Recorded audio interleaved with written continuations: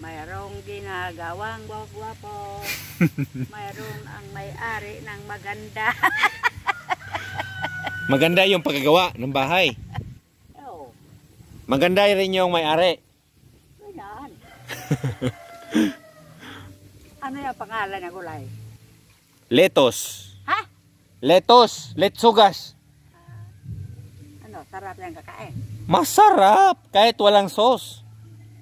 Pero Gara. lagyan ng karne. Dili ra.